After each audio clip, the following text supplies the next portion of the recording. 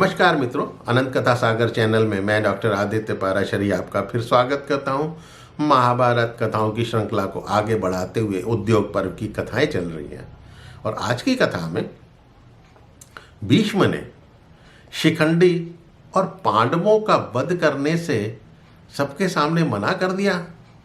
ऐसा क्यों? तो चलिए देखते हैं। दुर्योधन के अनुरोध पर जब भीष्म पांडव पक्षों के महारथियों का वर्णन करना शुरू करा, जैसा कि पिछले एपिसोड में बताया है कि उन्होंने कौरवों के महारथी, रथी और अर्धरथी और अतिरथियों का परिचय दिया। उसके बाद पांडवों का नंबर आया तो पांडवों का परिचय देने लगे। तो दुर्योधन ने ही उनसे यह अनुरोध किया था। तो कहते हैं भीष्म कि द्रौपदी के जो 5 पुत्र हैं वो तो सब महारथी हैं, परंतु विराट पुत्र उदारथी मैं मानता हूँ। उदार रथी किस्म में अभिमन्यु श्री कृष्ण के समान ही पराक्रमी है। अस्त्र विद्या की विधिवत शिक्षा प्राप्त की है, युद्ध की विचित्र कलाएं जानता है। वो रथ यूथपतियों का भी यूथपति है। सात्यकी भी रथ यूथपतियों का यूथपति ही कहना चाहिए उसको, उन्होंने क्योंकि भय को जीत लिया है। उत्तम मौजा को उदार रथी मानता हूं और युधामन्यु भी मेरे मत में एक श्रेष्ठ रथी है। वृद्ध राजा विराट और द्रुपद यद्यपि अवस्था में बहुत बूढ़े हैं, लेकिन अपनी सामर्थ्य भर जो है वो युद्ध तो अवश्य करेंगे और ये महान धनुर्धर हैं और पांडवों के संबंधी हैं, इसलिए संबंधी होने से स्नेह के बंधन में बंधे हैं। तो वो अपने प्राणों को त्याग कर भी तुम्हारी सेना से पूरी टक्कर लेने में समर्थ हैं। कोई कारण पाकर प्राय सभी मानव शूर वीर बन जाते हैं अथवा कायर बन जाते हैं। अब उनके पास लड़ने का कारण है, इसलिए संभल के रहना। अब आता है द्रुपद का पुत्र शिखंडी। वो युधिष्ठिर की सेना का एक प्रमुख रथी है। वो तुम्हारी सेना में प्रवेश कर अपने सुयश का विस्तार करता हुआ बड़े उत्साह से युद्ध करेगा। उसके साथ पांचालों और प्रबद्रकों की बहुत बड़ी सेना है। धृष्टद्युम्न वो द्रोणाचार्य का शिष्य है। मेरे विचार से वो अतिरथी है और भगवान रुद्र की तरह ही वो शत्रुओं का संहार करने में समर्थ है। उसके पास रथियों की देवसेना के समान विशाल समुद्र के समान सेना है। धृष्टद्युम्न का पुत्र क्षत्रधर्मा बाल्यावस्था होने के कारण मैं उसको अर्धरथी ही कहूँगा, क्योंकि अभी वो बालक है। उसने अस्त्र विद्या में अभी उतना परिश्रम नहीं किया है। शिशुपाल का पुत्र जो है महाधनुर्धर चेदीराज धृष्टकेतु युधिष्ठिर का संबंधी एवं महारथी है। क्षत्रदेव, जयंत, अमितोजा, सत्यजीत ये सब के सब महारथी हैं जो क्रोधित होकर गजराजों के समान युद्ध करेंगे। बलवान शूरवीर अज और भोज भी महारथी हैं और पुरुषार्थ का पूर्ण परिचय देंगे।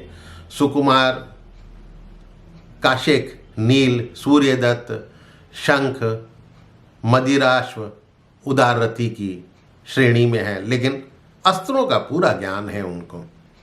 मैं वार्धक्षेमी को भी महारथी तथा चित्रायुध को श्रेष्ठ रथी मानता हूँ। चेकितान और सत्यघृति ये भी सब महारथी हैं। व्याघ्रदत्त और चंद्रसेन जो हैं ये श्रेष्ठ रथी हैं। सेना बिंदु का नाम जो है क्रोधहंता भी है, जो कृष्ण और भीम के समान पराक्रमी माने जाते हैं। काशीराज साधारण अवस्था में एक रथी समझना चाहिए, लेकिन जब वो युद्ध में उतरते हैं तो 8 रथियों के बराबर हैं। द्रोण, कृपाचार्य तथा मुझसे कम नहीं है और द्रुपद का पुत्र सत्यजीत धृष्टद्युम्न के समान ही अतिरथी है। कुंती भोज कुमार राजा पुरजीत वो भीम के मामा लगते हैं। वो भी महाधनुर्धर और अतिरथी हैं। भीमसेन और हिडिंबा का पुत्र घटोत्कच जो है वो बहुत मायावी है। वो रथ यूथपतियों का भी यूथपति है और समय आने पर वो बहुत बड़ी तुम्हारी सेना को टक्कर देगा। श्री कृष्ण और अर्जुन वो तो सुदर्शन चक्रधारी और गांडीवधारी हैं। जब वो युद्ध में उतरेंगे तो उनका मैं मुकाबला करूंगा। मैंने जिनका परिचय दिया है उनको युद्ध में आगे बढ़ने से रोक दूंगा।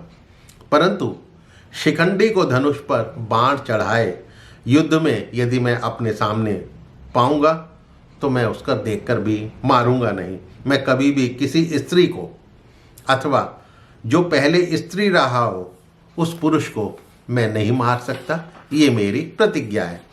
शिखंडी पहले स्त्री रूप में ही उत्पन्न हुआ था, पहले कन्या होकर वो फिर पुरुष हो गया था, इसीलिए मैं उसके साथ युद्ध नहीं करूँगा। मैं अन्य राजाओं को यदि युद्ध में सामने उनको देखूंगा, वो आएंगे तो मारूंगा, लेकिन कुंती पुत्रों का वध मैं कदापि नहीं करूंगा। भीष्म ने साफ साफ कह दिया दुर्योधन को कि मुझसे पांडवों के वध की अपेक्षा मत कर लेना। दुर्योधन ने पूछा, पितामह, जब शिखंडी धनुष बाण लिए युद्ध में आतताई की भांति आपको मारने आएगा तो भी आप उसे क्यों नहीं मारेंगे? आप पहले तो कह चुके हैं कि मैं सोम को सहित पांचालों का वध करूंगा, फिर आप शिखंडी को क्यों छोड़ रहे हैं? तब भीष्म बोले, दुर्योधन, मैं जिस कारण से शिखंडी को युद्ध में नहीं मारूंगा वो कथा तुम्हें बताने जा रहा हूं। सब राजाओं के साथ ये कथा ध्यान से सुनो। अब वो कौन सी कथा सुनाने जा रहे हैं ये आप अगले एपिसोड में देखिएगा। तो मित्रों, मेरे चैनल को सब्सक्राइब करना मत भूलिएगा और अपने इष्ट मित्रों से इसको शेयर अवश्य कीजिएगा। मुझे पूरी उम्मीद है कि ये कथाएं आपको पसंद आ रही होंगी। तो मिलता हूँ अगले एपिसोड में उस कथा को लेकर जो भीष्म ने सभी राजाओं के सामने दुर्योधन को ये बताने के लिए सुनाई कि वो शिखंडी का वध क्यों नहीं करेंगे। नमस्कार।